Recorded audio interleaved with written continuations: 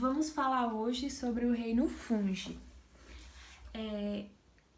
Quero só salientar que aqui é apenas uma introdução, tá certo? Eu acho melhor trabalhar por partes. Então, hoje eu vou tratar apenas sobre a característica ou características gerais dos fungos, ok? Vamos lá, características gerais. São eucarióticos. O que quer dizer eucarióticos? Que possuem células com núcleo. São heterotróficos, ou seja, eles não conseguem produzir próprio alimento. Eles precisam se alimentar, ir atrás do seu próprio alimento, se alimentar de nutrientes que estão fora do seu corpo, né? As plantas não, elas produzem o alimento no próprio corpo. E os fungos não. Como eles podem se alimentar? Através da decomposição de matéria orgânica, parasitando um outro organismo, eles vão se alimentando das secreções vitais. A sua parede celular contém quitina. Olha, a célula vegetal tem uma estrutura aqui por fora que a gente chama de parede celular. Os fungos também possuem parede celular, não é só as plantas não.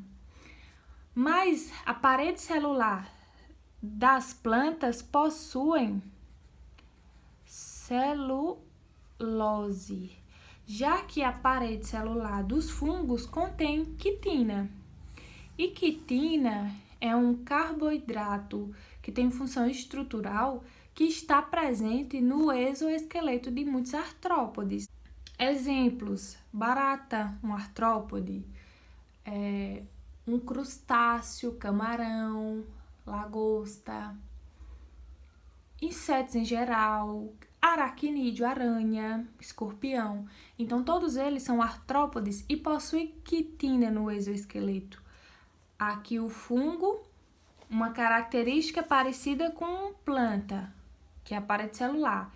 E a outra característica é bem parecida com o reino animal, que é possuir quitina na sua estrutura corpórea. Onde vivem esses seres? Vivem no solo, fazendo a decomposição, principalmente os decompositores. Também vivem no solo os cogumelos, vivem na água ou no corpo de outros seres vivos. Quais são os representantes dos fungos? Os bolores. O que são os bolores? Quando passa muito tempo alguma fruta na geladeira ou fora da geladeira e aparece alguns pontos coloridos, ou branco, verde, aquilo ali a gente chama de bolor. Ou o bolor do pão, quando o pão fica velho, ele fica cheio de fungo, então aquele fungo a gente chama de bolor. Cogumelos também fazem parte desse grupo, como eu já havia falado. Orelha de pau. É assim, gente, orelha de pau são fungos que se fixam no caule de algumas plantas, principalmente no tempo chuvoso, tempo úmido. Levedura. Eu tenho aqui o exemplo do fermento, que é um tipo de levedura. Existem vários tipos de levedura, várias espécies, e uma delas são os fermentos, que a gente pode chamar de levedo também. São unicelulares, ou seja, eu possuo apenas uma célula, ou podem ser pluricelulares. Em relação a esses pluricelulares aqui, a gente vai ter uma estrutura corpórea bem distinta. Cada célula a gente vai chamar de hifa, e o conjunto de hifa do corpo de um fungo a gente vai chamar de micélio.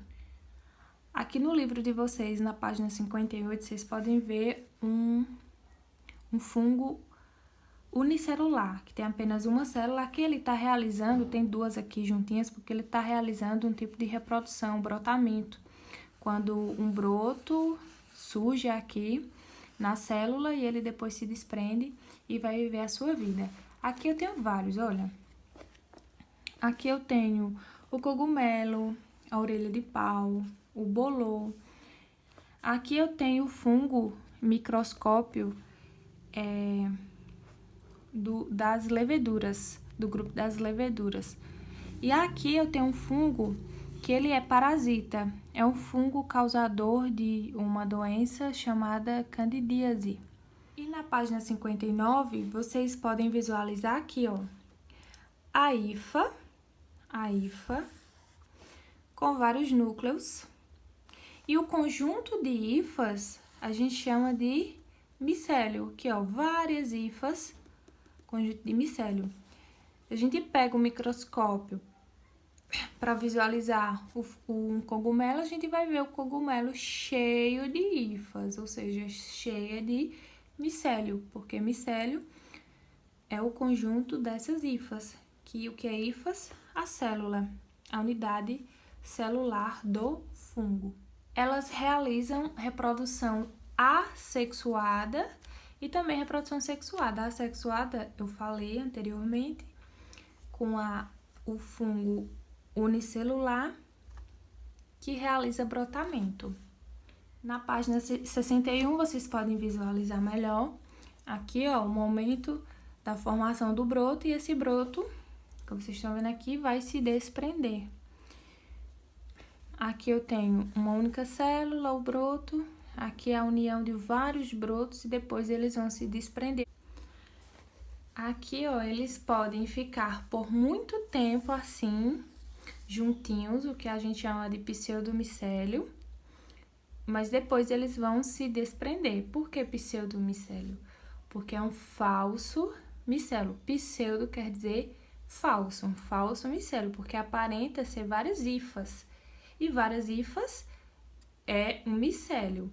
Mas futuramente eles vão se desprender e vão viver isoladas, ó.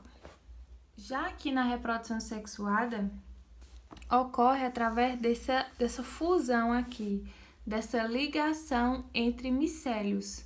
Tá vendo aqui? Esse amarelo representa um micélio de um fungo e esse vermelho de um outro micélio, de outro fungo. Então, eles se fundiram, se juntaram, os seus núcleos se juntaram e formaram um novo C. Esse C vai ter vários tipos de núcleos desses dois micélios que deu origem a ele.